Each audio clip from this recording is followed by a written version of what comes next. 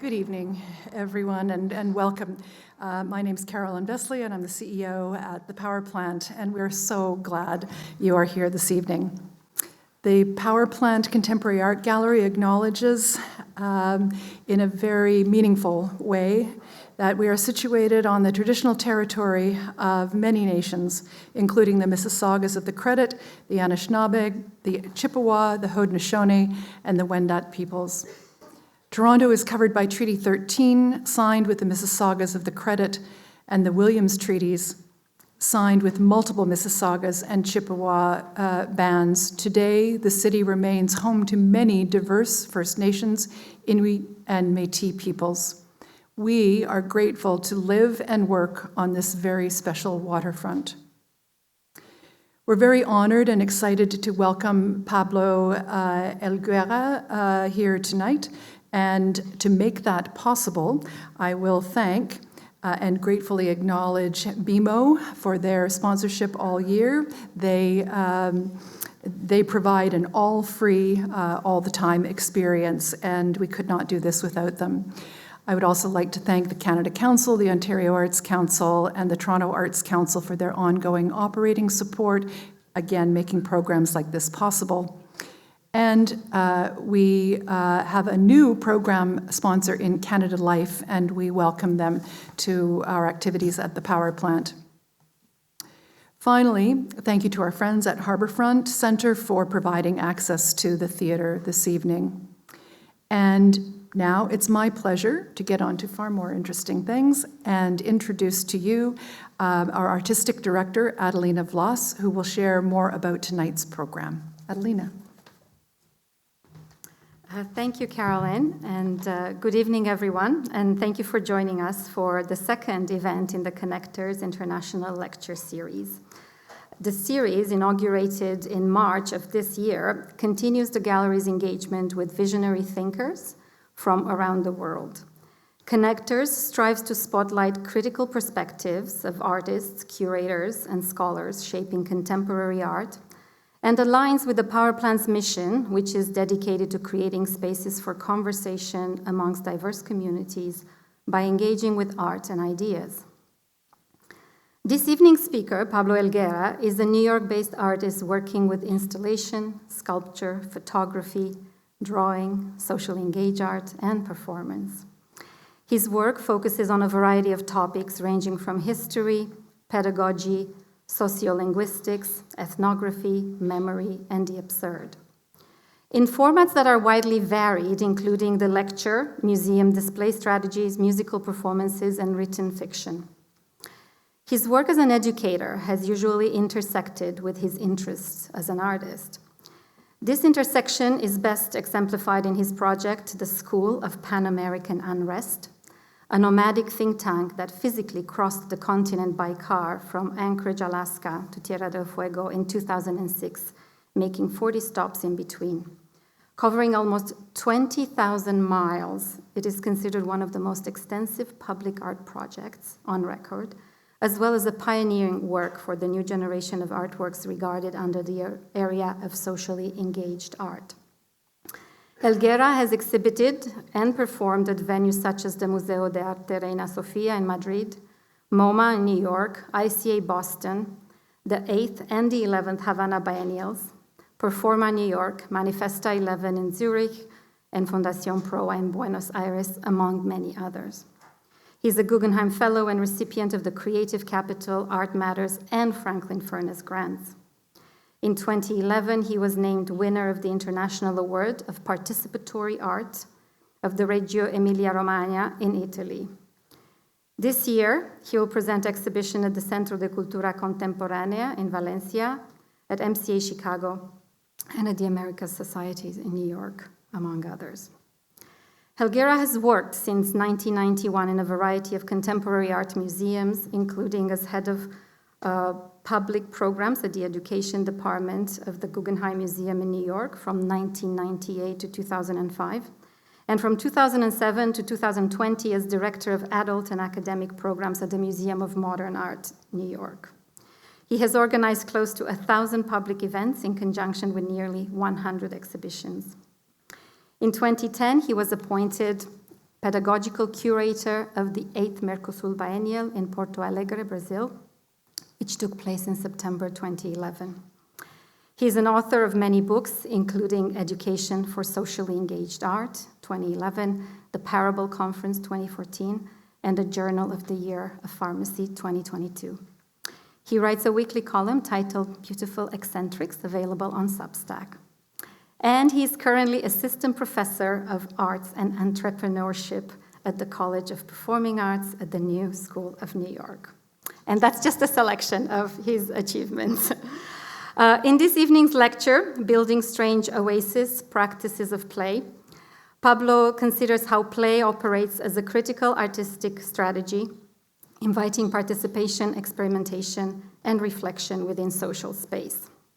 His work frames participation as a generative force, an approach that resonates with Colourful Parachutes, the concurrent exhibition at the power plant.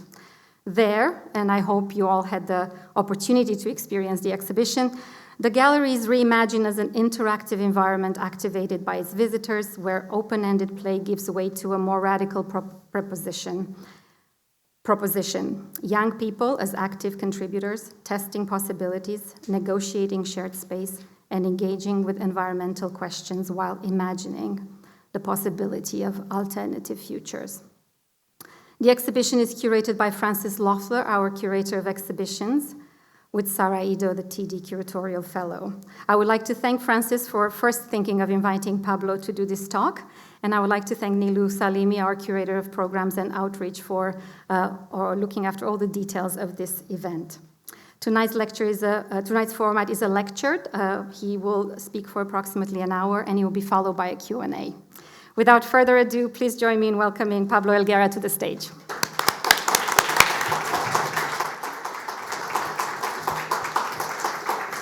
Thank you, Adelina, and thank you, Caroline. Thank you, Nilou Salimi, for organizing this event. And thank you for this kind invitation to speak to you. I'm sorry for the long biography. It keeps getting longer, unfortunately.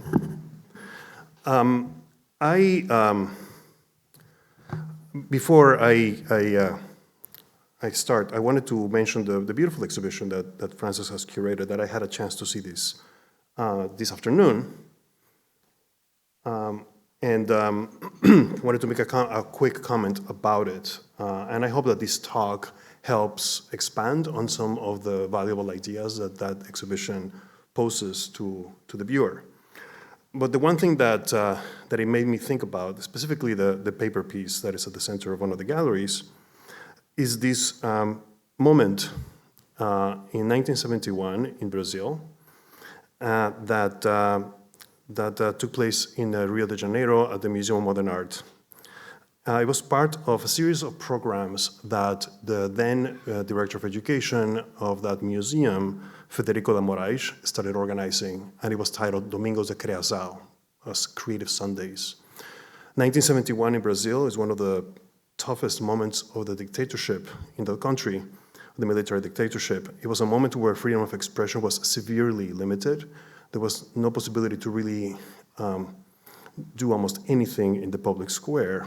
And in that context, the Moraes decided to create these events that were very simple in nature, inviting the public to play with one material each month, each one Sunday of every month. One was paper, one was string, one was sound, etc.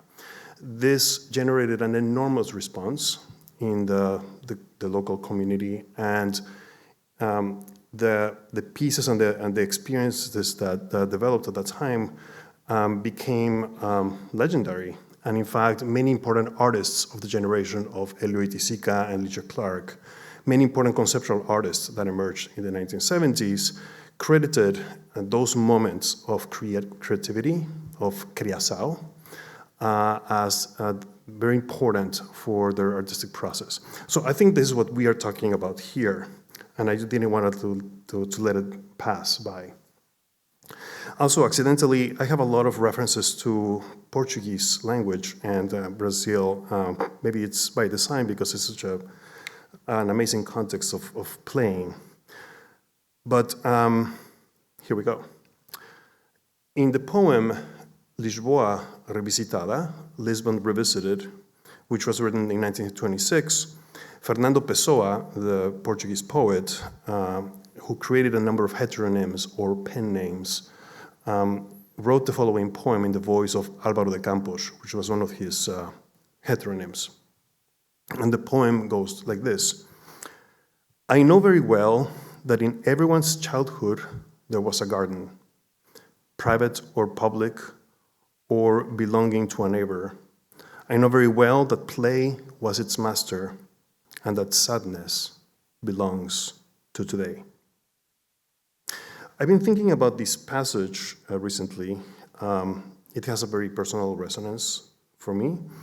My father was born in 1926, which was the year when the poem was published. And tomorrow, incidentally, will be my father's 100th birthday. But there's another reason I keep returning to these lines. When I first encountered them or read them as a teenager in Mexico, in the Spanish translation, the actual third line read, donde la única regla era jugar, where the only rule was to play. And that phrase, that notion, stayed with me. Pessoa's garden, as he suggests, can be your garden, a public garden, your neighbors. What defines it is not ownership or location, but the fact that within its boundaries, another set of rules applies. Play becomes its governing principle, and play is an act of freedom. Mario Pedrosa, the important Brazilian critic, called it experimental exercises of freedom, which is what defined the generation of artists. But that image of the garden is the first image I want to introduce for this talk.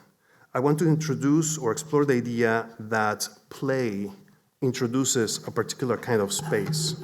It's a temporary space that is governed by different assumptions, different possibilities, different forms of attention, a space that can be physical, social, artistic, psychological, a space whose boundaries may be given to us, or they are boundaries that we create ourselves. Most importantly,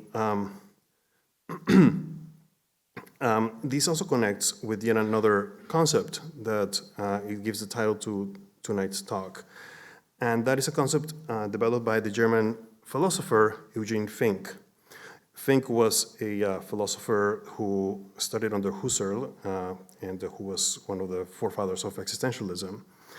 In 1957, he wrote a very important essay titled The Oasis of Happiness, which is in fact the opening section of a book of his titled Play as a Symbol of the World. In that book, Fink argues that for us adults, play emerges as a strange oasis within the routines and obligations of everyday life. It is a temporary interruption of our existence, a moment in which we step outside the rigid structures of work, productivity, utility, convention. So I find myself, and would like to submit, that Pessoa's garden and Fink's oasis are in fact the same place. Both describe bounded territory within ordinary life. Both are spaces in which alternative rules prevail. Both suggest that play is not merely a form of entertainment, but as a distinct mode of experience, a way of encountering the world differently.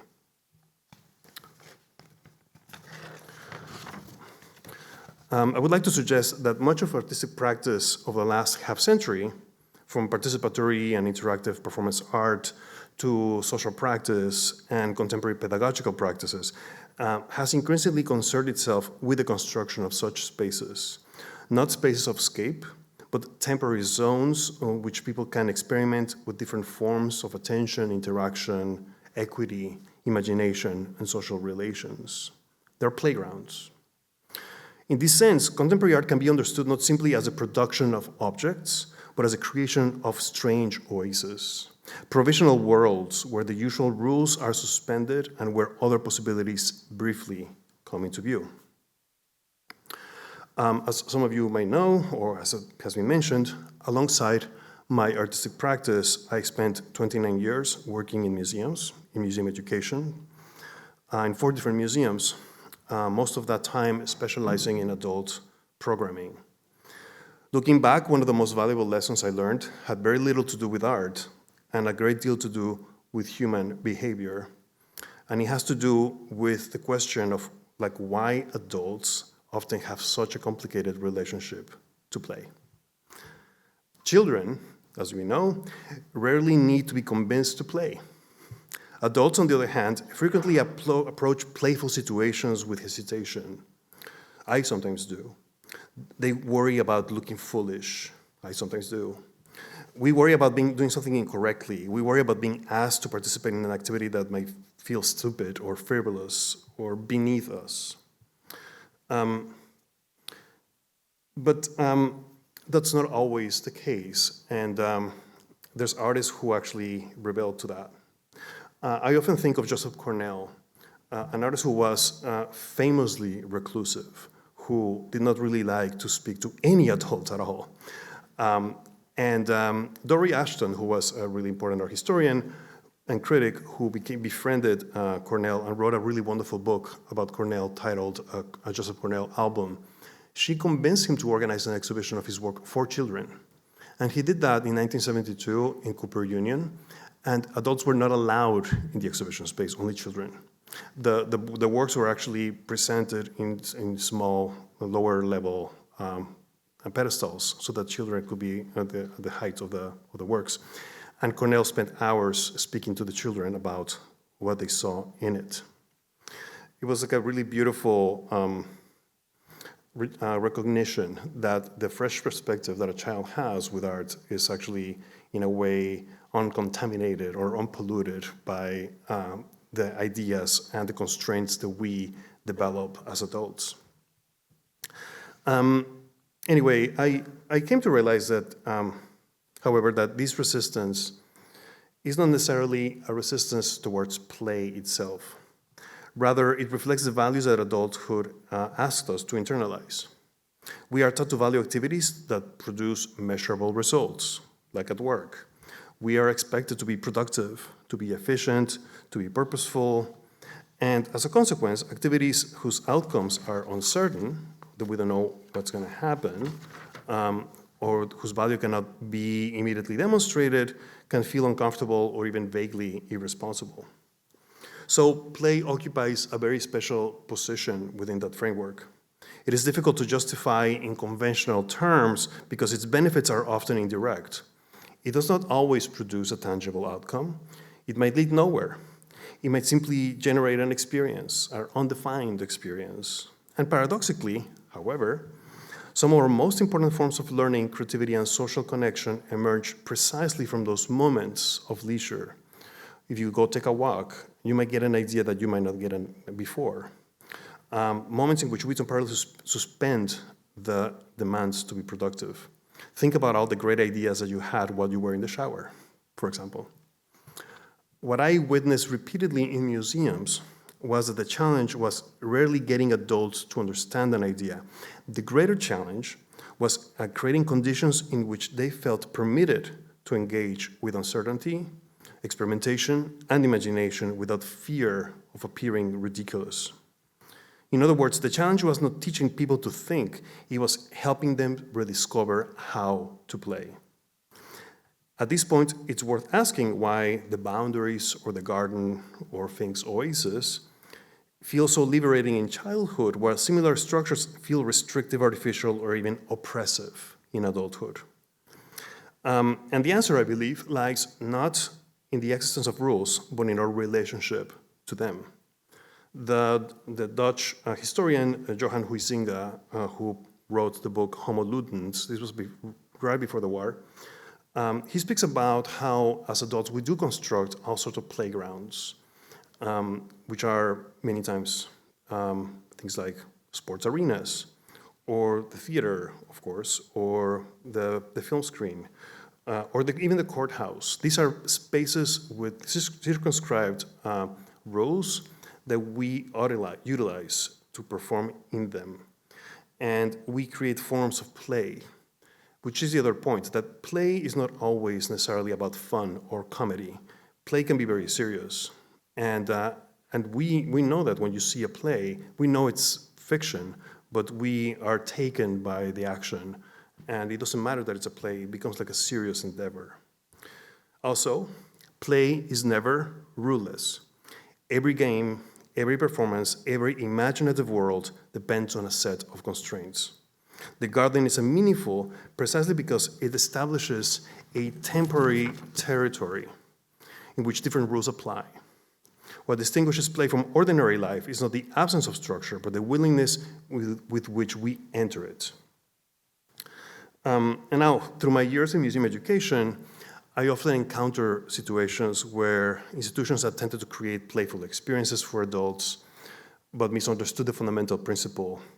Educators, curators, artists, and facilitators would sometimes ask participants to perform activities that felt arbitrary or infantilizing or disconnected from their interests and motivations. Their intention was generous, which is to encourage participation, but the result could feel the opposite, which is why I like very much this piece by Andrea Fraser, this famous institutional critique performance, Museum Highlights, where she in a way embodies that sort of like constraints imposed on an audience by this academic lecturer who spurts nonsense or inadvertent humor and political commentary to the public, kind of reinforcing the structures, the hierarchical structures of knowledge that the institution imposes onto the public. But this kind of imposition is not actually that dissimilar from the imposition of entertainment. And I like this artist friend of mine, Tim Etchells, who is a British actor who has a company called Forced Entertainment in Sheffield in England. Entertainment, participation, and play cease to function when they are imposed. That's the point. Being instructed to have fun can feel joyless. Being required to act spontaneously feels completely artificial. We resist those situations because they reject play. Not because they reject play, but because they sense because we sense that we're being asked to perform something that is someone else's idea of play. What is experienced as liberating in one context can feel condescending in another, or pointless, or even humiliating. The challenge then is not simply to create opportunities for participation, but to construct spaces that acknowledge those experiences and those anxieties and desire for agency of those who enter them. I'm describing a lot of the concerns that I have as an artist when presenting all these spaces of play. Because ultimately, I feel that creating a space of play is an act of hospitality. It requires meeting people where they are, rather than where we wish they were. Other than the oasis becomes a place of discovery than a place of social obligation. So to summarize, if play is so fundamental to human experience, where does it go after we become adults? And the answer is that it never goes away. What disappears is not the desire or the potential itself, but our ability to recognize it. As Antoine de Saint-Exupéry writes on the dedication page of his book, The Little Prince, we all were children once, but very few of us can remember it. Psychologists and educators have long observed that adults continue to engage in playful behaviors throughout their lives, even when they no longer describe them as such. An important voice in this regard is the very critical developmental psychologist Jerome Bruner, who wrote in 1950 The Process of Education. He was really one of the most important developmental psychologists of the 20th century. And he also was the person who coined the term scaffolding in the process of learning. An important thing that Bruner posits is that play allows us to ask the question, what if? Before committing ourselves to a course of action. He sees it as a laboratory of possibility, which is a word that he loved to use. I had a chance to meet Bruner in Italy, actually, in Reggio Emilia, which is the place where the Reggio Emilia methodology was created after the war in Italy, with the goal to create a new generation of world citizens, and with a very hopeful way in which they could use creativity and art to create a new form of sensibility. It's really one of the most influential methodologies of early childhood education. What was interesting to Brunner, and what I think is still interesting for us, is that in the Reggio Emilia system, there's a lot of experimentation going on and a lot of agency for the children. They can go from one classroom to another whenever they like to do different activities. It can be creating a concert or cooking something or developing a perfume, learning different things depending on their interests. It's an experimental and laboratory system, akin to how scientists construct experiments, writers invent scenarios of characters, architects sketch unrealized buildings, musicians improvise, entrepreneurs speculate about futures that do not yet exist. We engage in thought experiments, in daydreams. We do rehearsals. We do simulations. We enter provisional spaces where ideas can be tested without becoming reality necessarily. So this is also an idea that the psychoanalyst Donald Winnicott uses, and he poses in Playing and Reality, that creativity itself emerges from that he calls a potential space between the inner world of imagination and the world of facts. He does not see play as something that belongs only to childhood.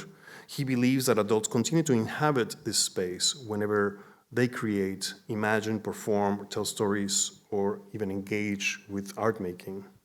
So for him, the oasis never disappears. It simply changes its form.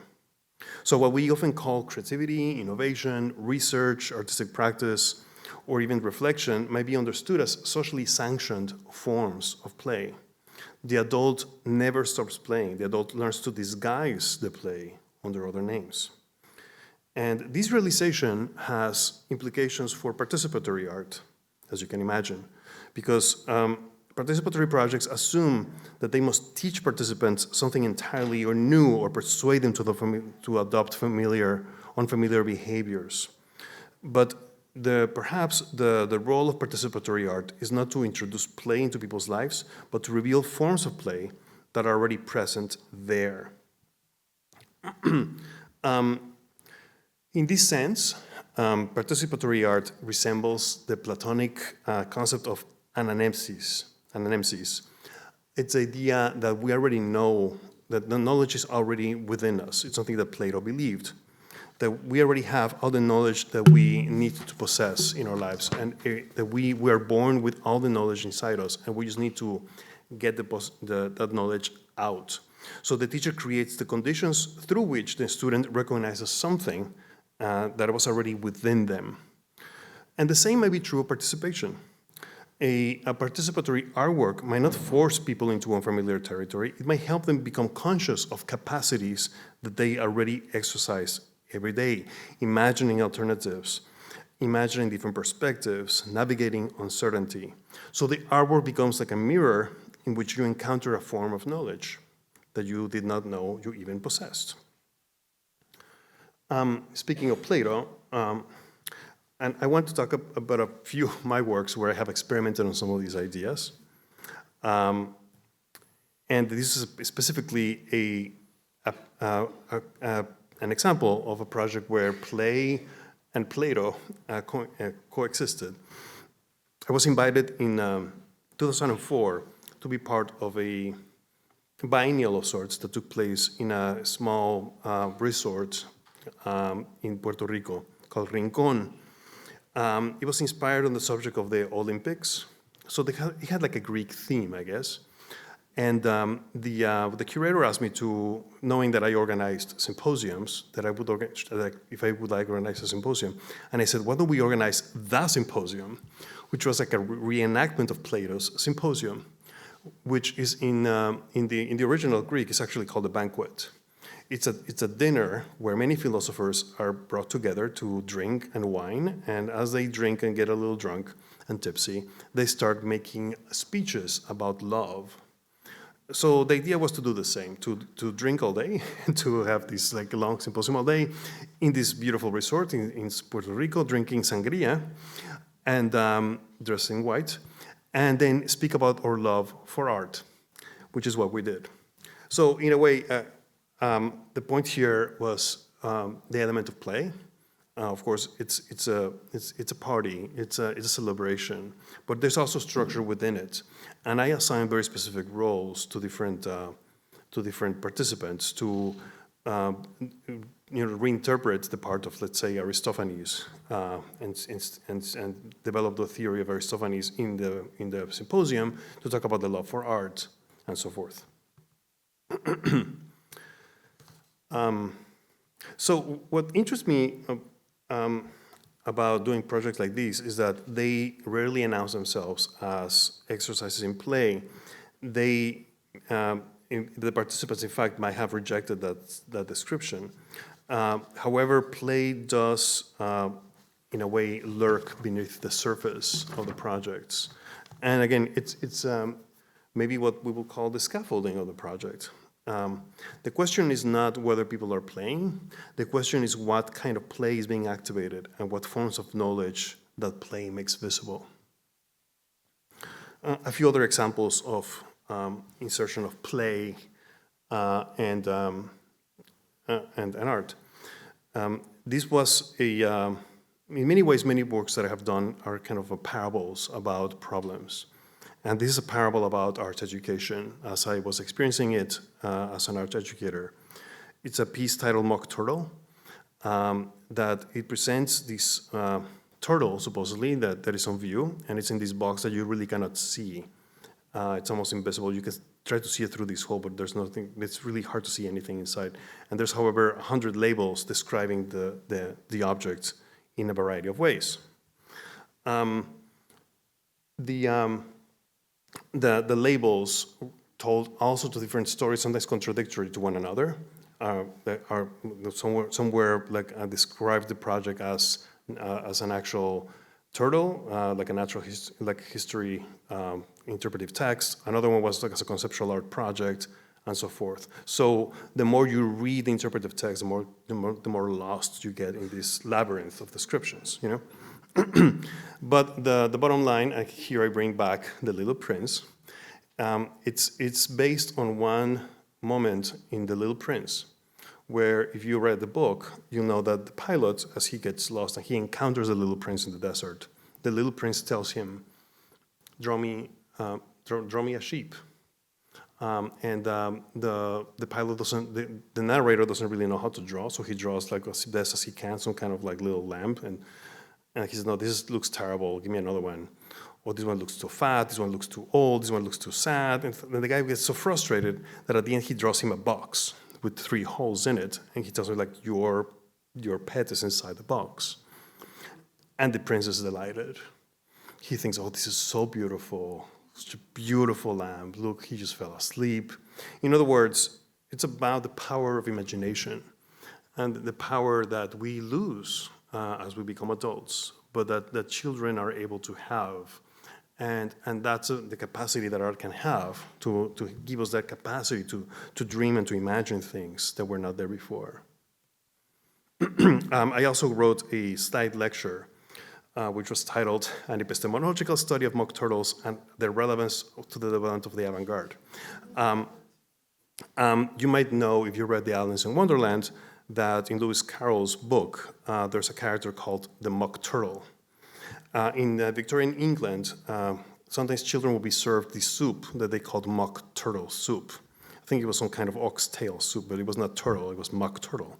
So he creates the mock turtle as this character that tells in Alice, when Alice meets the turtle, the mock turtle talks about how she went to school and how they taught laughing and grief, which actually was a joke about Latin and Greek. You know. And anyway, Lewis Carroll makes like an entire satire about Victorian education and the ridiculous aspects of Victorian education. But in the lecture, I talk about Friedrich Froebel, who was the inventor of kindergarten. Froebel he died when his mother, he was very young when his mother died. At the time when he grew up in Prussia, children did not go to school, very young children. He worked in crystallography and he studied natural sciences and became really interested in the idea that very young children should go to school. And he was very inspired in the geometry of nature to teach those essential principles to very young children. If you went to kindergarten, you probably played with a version of what's called the gifts that Friedrich Froebel invented. His desire was to impart to children the importance of nature and the spiritual importance of that connection with God, and do it in a way that will be in a caring and loving way, where music and art were central to that experience. And it was called kindergarten because children were taught to grow. You know, the classic things that children do is grow a little bean in a little container. But it's also a place for growth. It's a garden for children, right? What's interesting that I presented in the lecture is the research of Norman Brosterman, who wrote a book titled Inventing Kindergarten, who tries to show that the astonishing fact that the first generation of artists that actually we know as the first generation of modernists, there was also the first generation that went to kindergarten. So Frank Lloyd Wright, whose mother, by the way, was the first kindergarten teacher in Wisconsin, made this thing to the right, and this is an activity that the kindergarten children will have done in that time. To the right, there's a kindergarten activity done in the Netherlands in the 19th century, and to the left is, of course, a piece by Pierre Mondrian, who also one of the first generation of kids who went to kindergarten. Same thing, a parquetry exercise in the left, and a Joseph Albers to the right. So really astonishing comparisons that this lecture tries to draw. But the idea was to, through this game and this absurdist game of the Mock Turtle, I showed that in fact there's a lot of surprising parallels between education and the history of art. Another project that included play was in 2008, and it was titled La Fiesta del Asno, the Feast of the Ass. In the medieval times in France, there used to be a very important carnival-like celebration right after New Year's that was known as the Feast of the Ass, Asinaria Festa. It was one event where all men dressed like women, women dressed like men, young dressed like old, the young, etc., vice versa, and a donkey was dressed like the Pope and brought into the church. It was kind of a chaotic and crazy carnival in the medieval tradition. The music is fantastic during this period, and I was very interested in trying to bring it into the museum. And I managed to, we actually brought a donkey into, you can never do this anymore, you know. This is not allowed, you know, so don't try it at home. But the director of that museum allowed me to bring a donkey into the home, into the museum. Most importantly, though, was that prepared to that event, we did a series of workshops where we taught artists to be curators to be artists, critics to be conservators, and so forth. So like we try to revert like all the different roles that we play in the art world to really become more sensitive to those roles for one another. In other words, as an artist, we always we hate critics, but we don't really understand the process of our criticism. And the same thing, like critics might have a particular perception of the artistic process, but how many critics actually were artists or know how to make art? So it was an exercise of empathy, an exercise of play, but where we provided a space in which alternative relationships could become thinkable. Another example, the Seven Bridges of Königsberg, it's actually uses play as a card game and more like a tarot type of reading to create new relationships. So it was less concerned with solving a problem than with making participants aware of the way they solve problems. Two friends of mine had a very small space in Chinatown in New York City, an alternative space, and they invited me to do a project there. In downtown Manhattan, well, especially during that time, you could find a lot of very small parlors where someone could actually do the tarot cards or do some kind of mystic readings. So we decided to create it into a parlor where people by $1 could actually discover their future, not by doing a traditional tarot, but by following a system of cards that I had developed that was titled The Seven Bridges of Königsberg. The Königsberg is the city that it's known for at least two important things, well, many important things, but number one, there's a mathematical problem known as the Seven Bridges of Königsberg, which poses the question of whether it's possible to cross all the seven bridges of Königsberg in one single line without recrossing one of them. It was a really difficult mathematical problem to solve, and for many years, many tried to solve this one little problem. Finally, Leonhard Euler provided the solution, which provided that it was impossible to do so. But by doing so, he actually developed the foundations for graph theory, which is in fact the foundations for computing. Königsberg also was the hometown of Immanuel Kant, the famous German philosopher who walked around Königsberg, and he was so methodical and precise in his walking around the city that people would adjust their watches whenever Herr Kant passed by, because they will know that if Mr. Kant was there at 5 o'clock, it was 5 o'clock. So the reading was really inviting the participant to really cross different bridges of their lives and then confront their present, past, and future, or their unresolved past in their lives.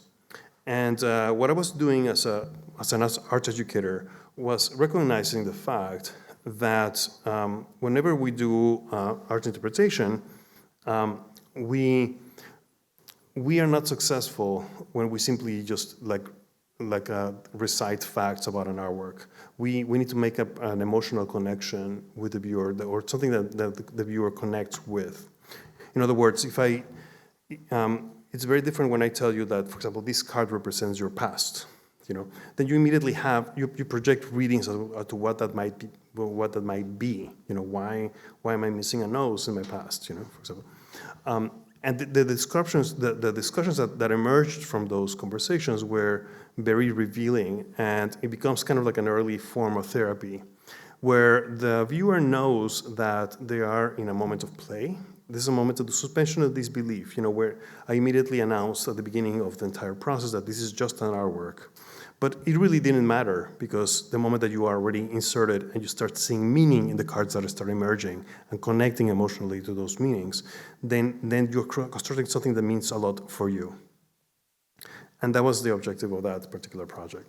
And the last one that I'll mention is the one that I just opened last week, actually, in Valencia, in Spain, Teatro Magnético, which means magnetic theater. It's a project that was created for actually a program of art education. And it was inspired on the subject of animal magnetism or mesmerism. It was an important theory created by a German pseudoscientist, Franz Mesmer, who claimed that we all contained this energy, magnetic energy, that could be manipulated and controlled in order to cure all sorts of ailments. It was a pseudoscience that was pretty much disproved as kind of lacking of any kind of evidence. But however, it was used for many, many years. And Mesmer created a number of very complicated rituals or inductions where he would perform these different acts that, in a way, is the precursor to hypnotism and to different ideas of spiritualism. And in the exhibition, what we did is treat the mesmeric inductions as Fluxus conceptual performances or instructions and try to reinterpret them for the 21st century. And so through a number of different activities, I created these various, let's say, scores where you would actually perform the induction in the form of a performance. So it's a way in which we take, we invite people to perform these pieces to also reflect on the meaning of pseudoscience today and the meaning of how we construct beliefs, how we decide where some things are true or not. Although these projects that I presented differ enormously in form, they share a common aspiration. None seeks to teach participants how to play. Rather, each attempts to create an oasis in which forms of imagination, exploration, performance, an inquiry that already exists within everyday life can become visible to themselves. In that sense, they are less about producing new knowledge than about making existing knowledge conscious. They operate, to borrow Plato's term, as exercises in recollection. And perhaps this is one of the most important functions of the artistic oasis.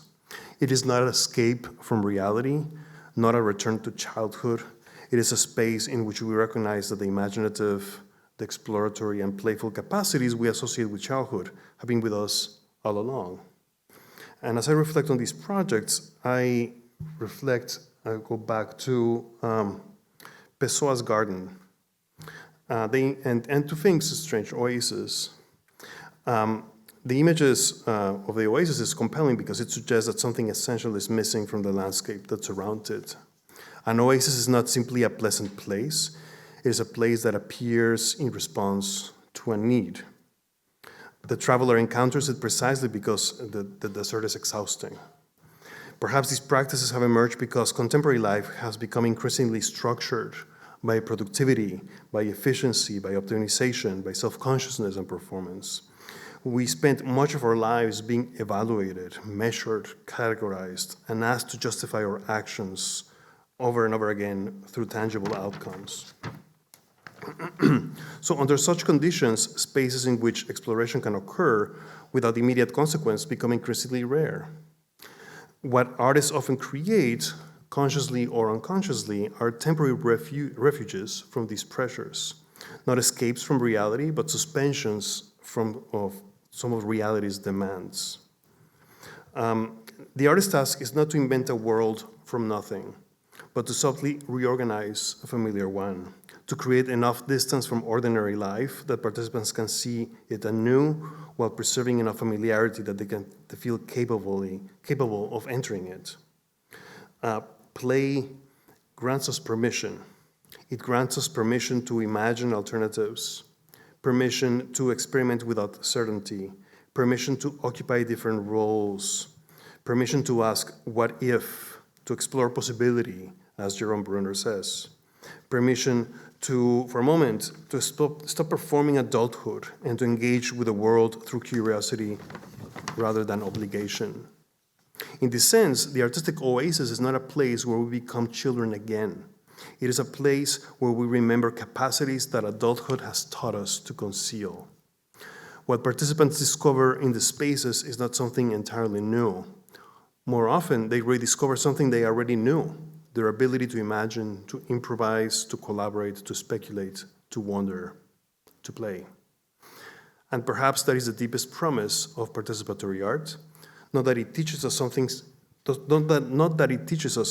we did not know, but that it helps us recognize something that we have known all along. Thank you.